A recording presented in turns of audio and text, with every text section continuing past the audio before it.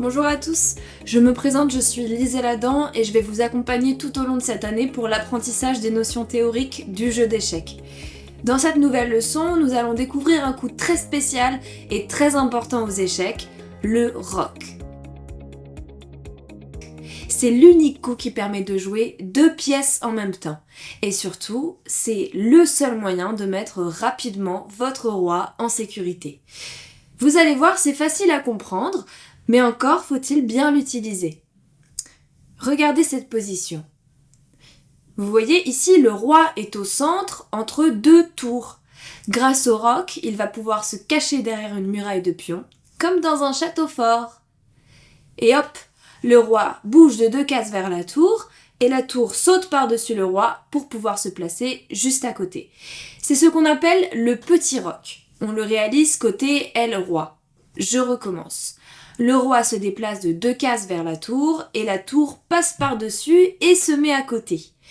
Il existe aussi un grand roc qu'on peut faire de l'autre côté avec la tour de la colonne A. Ici, le roi part vers la tour de l'aile dame, il se retrouve en C1 et la tour en D1. Donc encore une fois, le roi avance de 2 cases vers la tour et la tour passe par-dessus. On dit qu'il est grand car le chemin parcouru par la tour est plus important. Mais attention, on ne peut roquer qu'une seule fois par partie et à condition de respecter certaines règles. Pour pouvoir roquer, il faut absolument que ces 3 conditions soient respectées. Le roi et la tour qui va réaliser le roc n'ont jamais bougé depuis le début de la partie. Ici, par exemple, les noirs ont déjà bougé leur roi. Ils ne pourront donc plus jamais faire le roc. Il ne doit y avoir aucune pièce entre le roi et la tour. Et oui, sinon il n'y a pas de place, c'est normal. Le roi ne doit pas être en échec, ni passer par une case attaquée, ni arriver sur une case attaquée. Dans cet exemple, le roi est mis en échec par le fou B4. Dans le deuxième exemple, cette fois le roi aurait traversé un échec en D1, contrôlé par le fou G4. Enfin, dans le dernier exemple, il serait arrivé sur une case attaquée par le fou en G5. Donc, si le roi est en danger ou s'il traverse une case dangereuse, le roc est interdit. Alors pourquoi le roc est-il si important ? Regardez la position suivante. Ici, le roi blanc a roqué, mais il est exposé. Il est fragile face à une attaque directe sur la colonne C.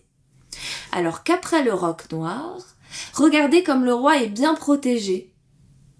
Le roi est à l'abri derrière sa muraille de pions, une tour en gardienne du temple et aucune ligne n'est ouverte face au roi.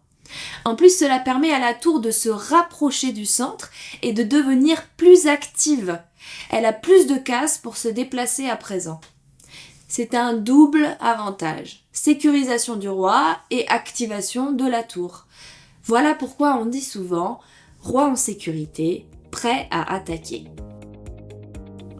Le roc est l'un des premiers grands objectifs de l'ouverture. C'est un coup spécial, simple à jouer, mais très stratégique.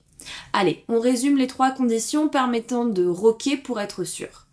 Le roi et la tour n'ont jamais bougé, aucune pièce entre eux, et le roi ne doit pas être en échec, arriver sur un échec ou passer par un échec. N'oubliez pas, roquez le plus vite possible dès que vos pièces sont de sortie. C'est une notion de survie. Merci pour votre attention et à très bientôt pour une nouvelle leçon.